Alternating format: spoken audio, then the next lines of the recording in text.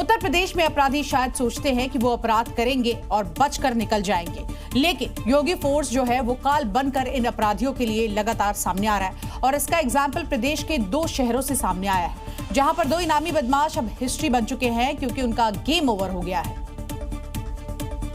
1 लाख का इनामी सिराज, 50,000 का इनामी जुबैर, दोनों ही अपराध की दुनिया में बहुत ऊपर जाने की सोच रहे थे, लेकिन योगी फोर्स ने सीधे यमराज वाला टिकट काट दिया।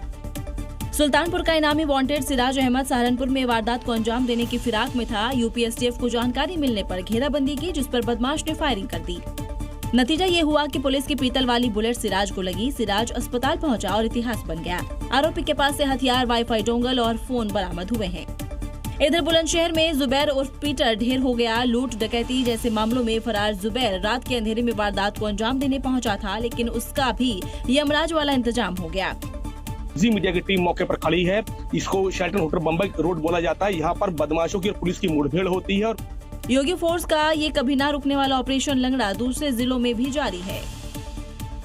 तो देखिए, आपने पूरी की पूरी रिपोर्ट देखी। अब आपको दोनों बदमाशों की जो क्राइम कुंडली है वो भी बता देते हैं। सिराज सुल्तानपुर का ये रहने वाला आरोपी है, 1 लाख का इनामी बदमाश है और सुल्तानपुर के हत्याकांड में फरार चल रहा था। इसके ऊपर 30 से ज्यादा आपराधिक मामले, हत्या की कोशिश जैसे मामले दर्ज हैं। तो वही एनएसए और गैंगस्टर एक्ट जैसे मामले भी इस पर दर्ज है। तो वही बात करेंगे जुबैर की। ये मेरठ का रहने वाला है। इसके साथ साथ 50,000 का इनामी बदमाश है और 47 से ज्यादा आपराधिक केस है। लूट, डकैती और चोरी जैसे कई मामले इस पर दर्ज है। तो वहीं कई दिनों से ये फरार चल रहा था।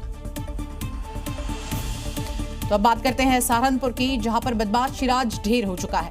लेकिन 2023 में जिस वकील की सिराज ने हत्या की थी, उनकी मां ने अब मिठाइयां बांटी है और सीएम योगी को धन्यवाद दिया है। साथ ही अपील भी की है कि सुल्तानपुर में अभी कुछ अपराधी और बचे हैं जिनका एनकाउंटर होना चाहिए। मेरे बेटे का हत्या कर रहा था, 2.5 साल से वो भगा था और योगी बाबा से मिलके हम मिले भी और उसके बाद हमारे वकीलों भी गए मिले। उनका धन्यवाद करते हैं। अब पुलिस प्रशासन को धन्यवाद करते हैं। योगी बाबा से मेरा निवेदन है कि योगी बाबा आप भी दो अपराधी को और काउंटर कर जाए। 1 लाख की इनामी अभी छूटा है, उससे बहुत बड़ा खतरा है हम लोग का।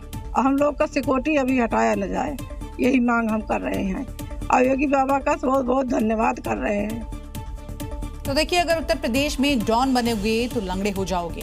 और ये बात केवल कहने भर की नहीं है, बल्कि इसकी बांगडी भी लगातार देखने को मिल रही है। देखिए, अपराधियों पर ताबड़तोड़ एक्शन जारी है, क्योंकि सूबे के मुख्यमंत्री पहले ही माफियाओं को खुली चेतावनी दे चुके हैं। गुंडागिर्दी नहीं, गुंडा टैक्स नहीं, माफिया राज नहीं, मनमानापन नहीं, बल्कि अपराध और अपराधियों के प्रति जीरो टॉलरेंस।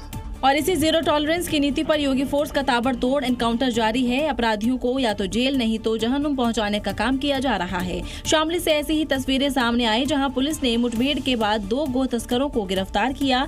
वहीं इस दौरान बदमाशों के पैर में गोली भी लग गई। अपराधियों के पास से अवैध हथियार और पशुओं का शव भी बरामद हुआ है। शहर शहर योगी फोर्स के एक्शन से गुंडे बदमाश घबराए हुए हैं। वहीं बलिया में आयुष हत्याकांड के बाद से फरार चल रहे सभी आरोपियों को पुलिस ने गिरफ्तार कर लिया है।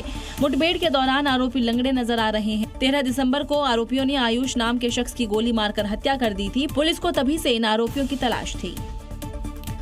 देखिए, योगी फोर्स के ऑपरेशन लंगड़ा का असर जो है वो गुजरात में भी दिखाई दे रहा है। अभी गुजरात में बुलडोजर मॉडल की तस्वीरें दिख रही थी, लेकिन अब यूपी पुलिस का पीतल वाला मॉडल भी दिखाई दे रहा है, ठीक वैसा ही जैसा कि उत्तर प्रदेश में दिखाई देता है। गांधीनगर के अस्पताल में स्ट्रेचर पर पड़ा ये आरोपी रामरूप है, जिस पर मासूम से रेप का आरोप है, जो अब हाथ जोड़ रहा है। दोबारा गुनाह न करने की माफी मांग रहा है।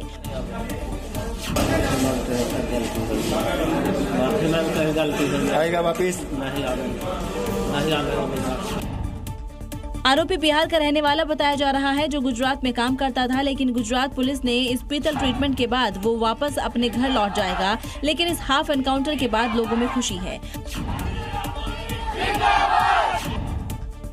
आरोपी को वारदात स्थल पर ले जाने के दौरान ये एक्शन हुआ।